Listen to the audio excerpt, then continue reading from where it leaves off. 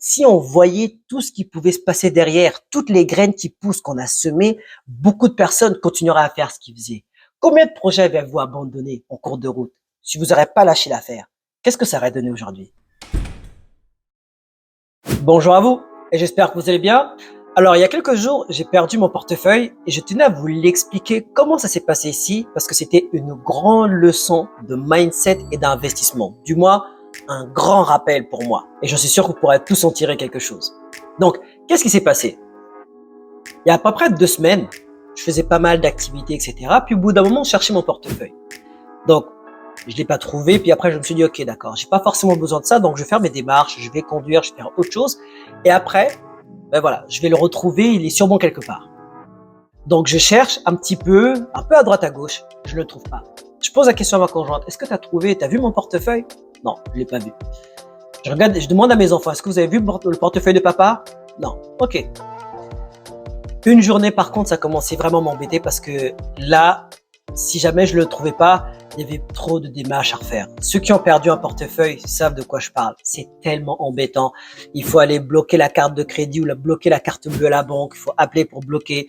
Mon permis de conduire, carte professionnelle, il y avait certaines cartes de magasin, il y avait tellement de choses à refaire, je ne voulais simplement pas. Et j'ai aussi la photo d'un de mes meilleurs amis. Vous savez les photos où quand vous avez 15, 14 ans, vous rentrez dans le photomaton. Je crois que c'est le photomaton, c'est ça? À l'ancienne, c'est ce qu'on faisait, je sais pas si ça se fait encore aujourd'hui. On était rentrés, on avait pris des photos ensemble, etc. Et puis celle-là, je l'avais gardée. C'est une photo collector. Aujourd'hui, la photo, elle est encore là, elle est presque effacée. Mais elle est encore visible, et pourquoi on peut pas la refaire aujourd'hui? Il a beaucoup trop vieilli, mon ami. Attends. Moi aussi, j'ai vieilli. J'ai cherché chez moi, assez rapidement, là où je me pensais qu'il pouvait être. Je cherchais dans ma chambre, je cherchais vite fait dans le salon, là où on pose vite fait les objets, j'ai pas trouvé. Après, je me suis dit, ok, d'accord, je vais aller, où est-ce que je suis passé la dernière fois? J'étais parti à la salle de musculation, ok, d'accord. Je vais au gym, je demande, ils l'ont pas. Je me suis dit, ok, d'accord, j'étais aussi passé chez le médecin à un moment, je vais partir chez le médecin. Je vais demander. Je suis passé là-bas. Ils m'ont dit non. On a cherché puis on n'a pas. Et là, ma conjointe commence à me dire non mais là, il faut vraiment que tu ailles faire bloquer ta carte bleue. Il faut vraiment que tu ailles le dire à la banque et que tu commences toutes les démarches. Elle me dit moi je l'ai pas vu et toi tu l'as pas vu donc c'est bon. Fais ce que tu as à faire. C'est dommage, tu l'as perdu, c'est dommage, mais voilà quoi. Et je dis non mais je sais qu'il est là. J'en suis sûr. Je sais qu'il est quelque part. Je le cherche, je vais dans la voiture, je cherche en dessous des sièges, je cherche dans la boîte à gants, je cherche derrière, là où pouvaient s'asseoir les enfants, je cherche dans le coffre, rien. Je vais dans le garage, je vais dans le sous-sol, je cherche dans toute la maison, rien. Et là, ma conjointe me dit, vas-y, c'est bon, t'as assez cherché, il n'est pas ici, tu l'as perdu. Va maintenant faire toutes les démarches pour récupérer tous tes papiers. La dernière des choses que je voulais, c'est que je fasse toutes ces démarches-là et un jour, d'une manière inattendue, par inadvertance, pouf, il débarque de nulle part. Ou mon enfant me le ramène de nulle part, etc. Et je me suis dit, hors de question, je ne veux pas ça. Je me suis dit, ménage de printemps. Je vais tout soulever, tout faire en mode parano. Chaque jeu de société, même les placards que vous voyez là, il y a des jeux de société, il y a des trucs pour enfants, etc. J'ai tout refait au cas où même quelqu'un aurait par inadvertance le remis là-dedans. J'ai regardé derrière les plantes, j'ai cherché, j'ai fouillé partout, la salle de bain, tous les endroits, même la chambre des enfants parce que des fois je m'en sers un peu comme bureau, chaque chambre, les lits, etc. Tout, parce que des fois si on leur demande de ranger, c'est possible qu'ils prennent des choses et puis ils le mettent quelque part. J'ai tout fait. J'ai soulevé tous les canapés, tous les coussins. J'ai repassé l'aspirateur derrière. J'ai tout regardé. À un moment, quand je cherchais, j'ai demandé à mes enfants, est-ce qu'un de vous a trouvé le portefeuille de papa? Ils me disent non. J'ai dit, ok, vous savez quoi? Si vous trouvez le portefeuille, alors là, j'ai une grosse surprise pour vous. Alors là, ils se sont mis à chercher, mais des vrais détectives. Des vrais détectives. Et ils me posaient même des questions. Eh papa, alors où est-ce que tu l'as vu la dernière fois? Vous savez cette question, moi. C'est mignon, mais je veux dire, si moi-même je me rappelle la dernière fois que je l'avais mis, il sera pas perdu, on s'entend. Ouais, est-ce qu'il est ici? Est-ce que je peux venir fouiller dans ta chambre? Est-ce que je peux venir sous le lit, etc. Des vrais détectives. Je ne lâchais rien. À un moment, je me suis dit, ok, d'accord, je vais partir dans telle chambre là. Je sais qu'il y a que des motos petite saison, mais c'est pas possible. Je pense que c'est peu probable. Mais je vais chercher quand même. En cherchant, je fouille une poche. Qu'est-ce que je sors? Mon portefeuille. Bam! Et là, il y a plusieurs leçons qui sont revenues, qui sont revenues dans ma tête et plusieurs rappels qui sont revenus. Pour tout le monde. Pour ma conjointe, pour moi, pour mes enfants et pour la situation en général. Vous me direz, Julio, c'est quoi le rapport entre un portefeuille que tu as perdu et entre le mindset, la motivation, l'investissement et l'immobilier? Qu'est-ce que c'est le rapport? Je vais vous le dire. Doucement, prenez votre temps. Je fais une vidéo. Vous savez très bien, quand je monte ma tête, c'est pas pour rien. Bref. Avant de vous dire ce que j'ai appris, le rappel, j'ai une question à vous poser. Si jamais je vous dis, tu vois, dans la maison là-bas, il y a sûrement un objet. Il y a quelque chose que j'ai laissé là-bas. Va voir, si tu trouves, c'est très bien. Tu me le ramènes, sinon, bah, tant pis. Ça, c'est le premier scénario. Dans le deuxième scénario, si je vous dis, tu vois dans la maison là-bas, j'ai laissé quelque chose. J'ai laissé un objet de valeur. Trouve-le. Tu le cherches. Si tu le trouves, tu le gardes. Je sais qu'il est là-bas. 100% garanti, il est là-bas. Est-ce que vous allez chercher de la même manière? Est-ce que vous allez aller dans cette maison de la même manière? Ben, en fait, je vais vous dire. Dans le premier scénario, probablement que si je vous dis qu'il y a quelque chose là-bas, vous allez sûrement y aller. Sûrement y aller. Peut-être que vous n'allez même pas y aller parce que vous n'êtes pas persuadé, vous n'êtes pas sûr qu'il y a quelque chose. Mais dans le premier scénario, vous allez aller, vous allez jeter un coup d'œil, vous allez rentrer, vous allez soulever peut-être un ou deux trucs. Ok. Après, vous allez repartir. J'ai rien trouvé. Mais dans le deuxième scénario, quand vous partez dans la maison, vous êtes sûr qu'il y a quelque chose. Vous êtes persuadé qu'il y a un objet là-bas. Donc, même si vous n'avez pas vu pour la première fouille, vous allez chercher plus intensément. Vous allez même soulever des choses improbables. Vous allez regarder, vous allez peut-être revenir 2 jours, même, vous mettre même dans les meilleurs facteurs pour trouver cet objet-là parce que vous êtes persuadé qu'il y a quelque chose là-bas. Eh bien, vous savez quoi? Dans l'immobilier, dans l'investissement, dans le mindset, la motivation, dans la vie en général, c'est pareil. Si vous êtes persuadé, si vous savez qu'il y a quelque chose au bout de votre chemin, si vous savez qu'il y a quelque chose au bout de votre investissement, vous allez trouver ce que vous cherchez. Mais si vous y allez en mode « Oh, peut-être qu'il y a quelque chose, peut-être qu'il n'y a pas », si vous ne trouvez pas ce que vous cherchez dans le moment où vous voulez ou quoi que ce soit, vous allez vite abandonner, revenir. Et c'est exactement ça qui s'est passé. Et vous savez, en reprenant même ce contexte-là et en l'appliquant exactement dans la vie en général, ma conjointe qui me disait « Ben, tu sais, tu as assez cherché. Je pense que tu as perdu. On a regardé, il n'y a pas. Fais tes démarches. » Mais dans la vie, c'est pareil. Et c'est pas mauvais, au contraire. Par contre, dans ce sens-là, des fois, il y a des gens qui peuvent être, en gros, pas favorables pour vous, dangereux, parce qu'ils vont se dire « Oh, mais c'est bon, t'as assez fait du sport, t'as assez pratiqué, c'est bon. Laisse tomber.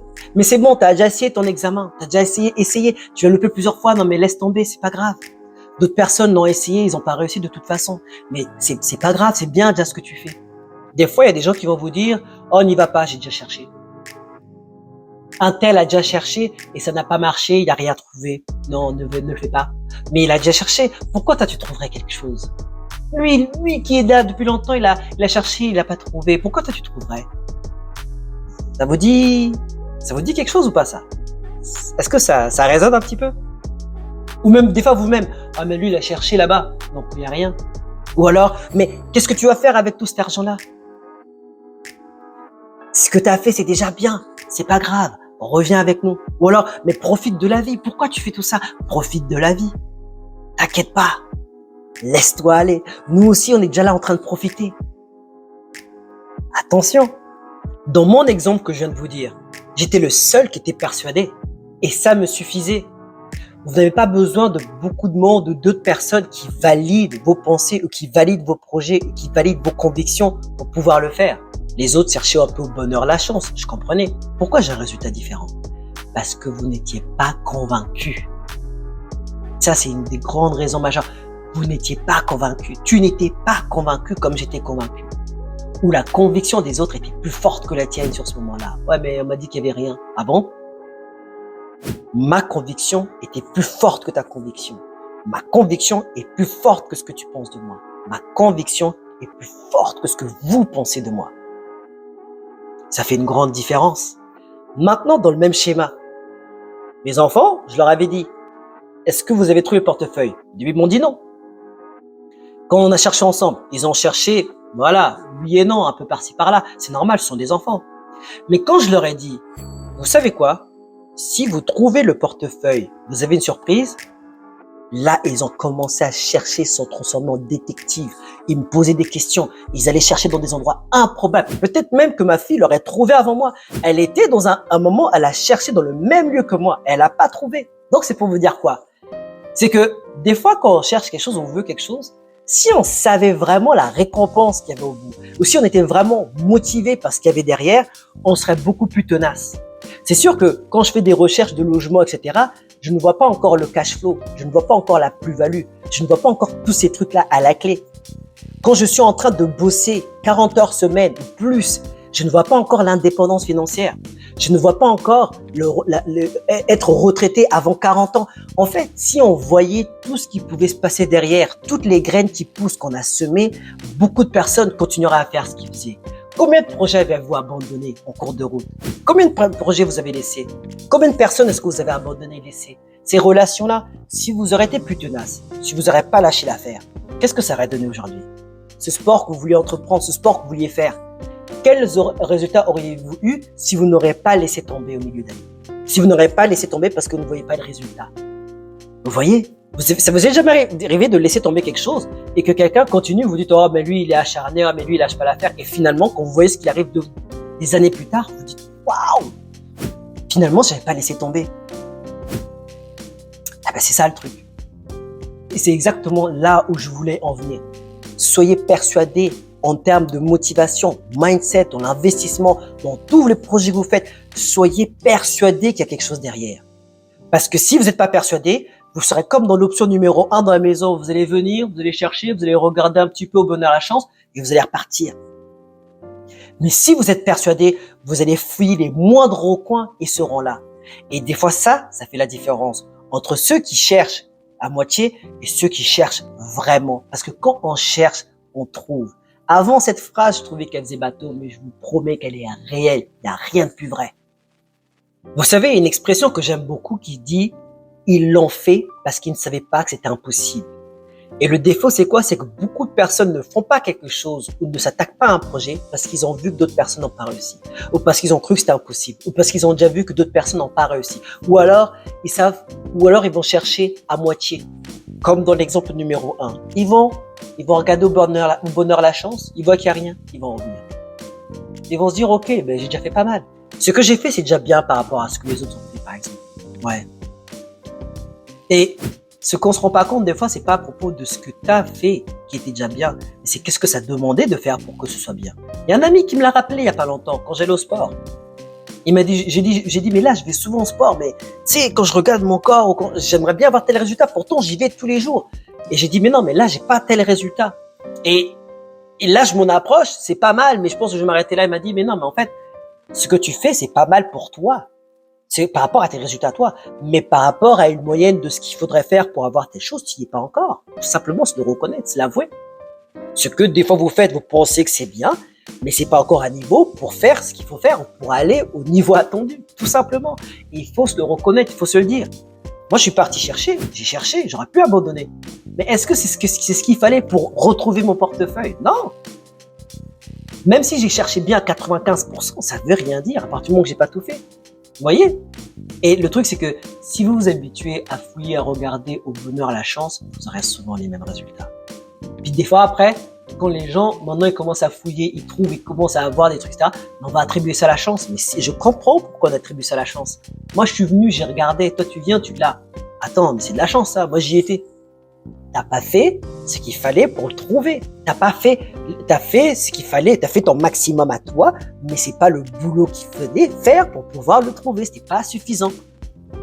Oui, donc du coup, on a des chanceux après. Ah oui, il a de la chance, ses appartements, c'est de la chance. Ah oui, c'est vrai. Comme par hasard, c'est toujours les mêmes personnes qui ont de la chance. Franchement, vous avez pas vu ou quoi? C'est pas bizarre. Bon, attendez, même ceux qui disent la chance là, répondez un peu à cette question. Comment ça se fait que c'est toujours les mêmes personnes qui ont de la chance?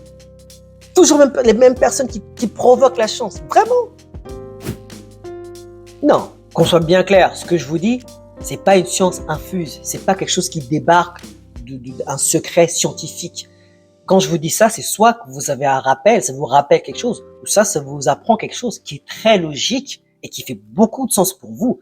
D'où le fait que vous regardez encore la vidéo, peut-être encore à cette heure-ci. D'ailleurs, si vous aimez ce contenu, n'hésitez pas à liker, vous abonner et activer la cloche de notification pour ne rien manquer de ces vidéos qui vous apporteront du très bon contenu orienté motivation, mindset et investissement.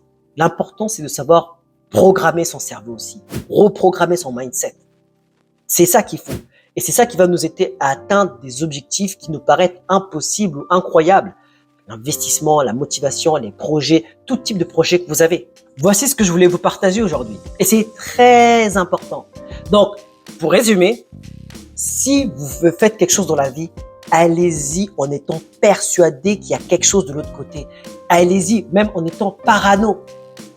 Et quand vous le faites, même si des personnes vous disent « oui, mais tu as bien fait, mais c'est bon, tu peux t'arrêter, etc. » Continuez, allez-y jusqu'au bout. Et des fois, c'est ça. C'est que imaginez un peu ce qui se passe derrière. Des fois, c'est pas matériel. Seules les personnes capables de voir l'invisible vont réaliser l'impossible. Du coup, il est là. Je l'ai retrouvé. Mais ça m'a pris de l'énergie et je suis pas passé à continuer une opportunité. Maintenant, j'ai une question à poser à chacun d'entre vous. Quand vous cherchez quelque chose, quand vous avez un objectif, quand vous avez un but, est-ce que vous êtes dans le cas numéro 1, vous cherchez un peu au bonheur, la chance et vous vous dites « ok, d'accord, maintenant j'ai pas trouvé ce que je voulais, je rebrousse chemin, j'ai fait le maximum » ou est-ce que vous cherchez persuadé, en étant parano, en étant vraiment insistant sur ce que vous voulez, quel que soit ce que les gens vous disent autour de vous. Dans quelle situation est-ce que vous vous trouvez? Le cas numéro 1 ou le cas numéro 2? Faites-le moi savoir dans les commentaires, je suis assez curieux là-dessus. En tout cas, c'est une bonne transition aussi pour faire une dédicace à un abonné qui a fait sa première transaction au début de l'année, Narcisse, avec sa femme Estelle. Ils ont fait un achat incroyable. Il y avait vraiment beaucoup de blocages dans leur achat, mais ils ont réussi à s'en sortir gagnants. Pourquoi?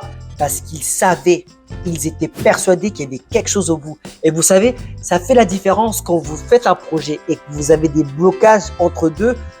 Vous pouvez abandonner, mais le fait que vous abandonnez pas, c'est pourquoi? Parce que vous voyez déjà la ligne d'arrivée. Vous savez ce qu'il y a au bout et ça vous aide à tenir. Donc, félicitations à vous. Là, maintenant, on pourra passer dans l'étape d'après en ce qui concerne le maintien du bien et après le prochain achat. En tout cas, félicitations. Moi, je m'appelle Julio. Mon but, faire des vidéos orientées motivation, mindset immobilier afin qu'un maximum de personnes comme moi, parties de rien, puissent atteindre l'indépendance financière.